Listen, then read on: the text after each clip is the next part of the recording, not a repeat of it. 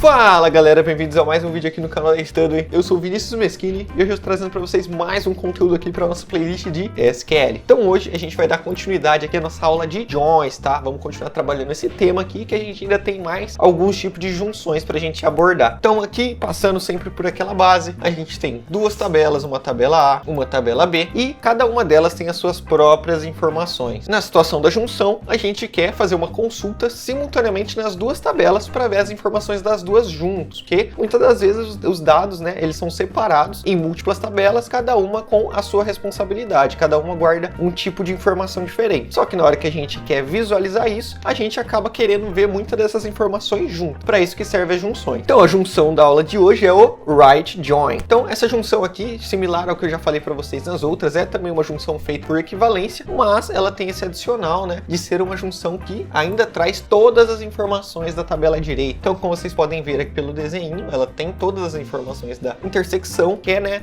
a relação entre as duas tabelas, o que há nas duas, mas além de trazer só o que há nas duas, ela também traz, né, ela exibe todas as linhas da tabela B, da tabela que fica à direita. A ligação das tabelas é sempre similar, né, então a gente vai pegar um campo de A que se relaciona com um campo de B, informações equivalentes, para que a gente possa estar entrelaçando as tabelas, né, entrelaçando as linhas, fazendo essa ligação. As tabelas que a gente vai estar utilizando aqui para os nossos exemplos é a tabela de cliente, né, que é essa tabela que ela já contém 5 registros de clientes cadastrados, e a tabela de venda, que contém 3 vendas efetuadas. A gente vai estar fazendo a ligação entre essas duas tabelas e ver como o write join se comporta e qual que é a diferença dele para as demais junções. Então, indo aqui para nossa telinha de código aqui no VS Code mesmo, se você não viu como faz para rodar o SQL aí no seu VS Code, aula aí em cima, só clicar no cardzinho e lá ver como que você configura isso. Então, aqui executando nossas duas tabelas, tabelas cliente, tabela venda, vocês vão ver aí que as mesmas informações estão lá no print. A gente tem aqui as informações de cliente e aqui as informações de venda. Então aqui vamos montar aqui a relação entre as nossas tabelas. Então eu vou colocar uma consulta nova, select tudo aqui, vamos pegar todas as colunas, pronto. Vamos colocar cliente para ser a nossa tabela A e a nossa tabela B. Eu não vou colocar diretamente o right, eu vou colocar o left, que vocês viram aí na aula passada. Então left join, e o left join vai ser referente à tabela venda, que vamos chamar de B. E a relação, né, on, qual que vai ser a relação? Quais campos se relacionam entre essas tabelas? No caso aqui é o ID cliente que contém nas duas tabelas. Então eu vou passar A.id cliente é igual a B.id cliente. Assim a gente tem um vínculo aqui, né, só que utilizando o left. Se eu executar isso, ele vai trazer 5 linhas. Por que 5 linhas, né? Só existe 3 vendas. Como vocês viram na aula passada, o left, ele vai sempre exibir tudo tá do lado esquerdo. Então no caso, a tabela cliente. Então ela tem prioridade, ela vai exibir todas as linhas de cliente, mesmo que não exista nenhuma venda relacionada para aquele cliente, que é o que acontece aqui na linha 4 e na linha 5, onde o ID cliente, Relâmpago Marquinhos e o run do NPC não tem nenhuma venda relacionada, por isso os campos da tabela B, venda, ficam nulos, mas eles ainda aparecem por estar usando o left. Agora, olha só o que acontece quando a gente utiliza o right. A gente substitui o left por right e assim a gente dá prioridade aqui. Quem está mandando agora nessa junção é a tabela da direita, no caso a tabela B, que seria a venda. Então agora esse carinha aqui é quem manda. Então agora se eu executo, a gente já tem um resultado diferente. A gente tem um resultado de apenas 3 linhas, porque agora quem manda é a tabela venda. Se a tabela venda só tem 3 linhas, ela vai exibir apenas 3 linhas e tudo aquilo que se relacionar com ela. Então ela exibiu as 3 linhas de venda, tá aqui o ID venda 1, 2 e 3, e exibiu aqui o cliente 1, 2 e 3, que são os clientes que têm uma venda cadastrada. Vou aqui mudar os campos para ficar mais fácil da gente visualizar. Vamos pegar aqui o nome do cliente, então a.nome. Vamos pegar aqui o ID do cliente, então a.id cliente, e vamos pegar aqui os valores da tabela venda, b.id cliente e b.id venda. Assim a gente consegue ver claramente a relação dessas informações, aonde a gente tem aqui o nome do cliente, seu ID, e aqui o ID que está cadastrado na venda. No caso, eles todos são equivalentes. Então, voltando aqui para o left join, a gente vê o impacto inverso, né? Então, a gente exibe e ele exibe o ID cliente 4 e 5, mesmo que ele não tenha nenhuma venda cadastrada. Então, essa é a principal diferença aí de uso do right e do left join.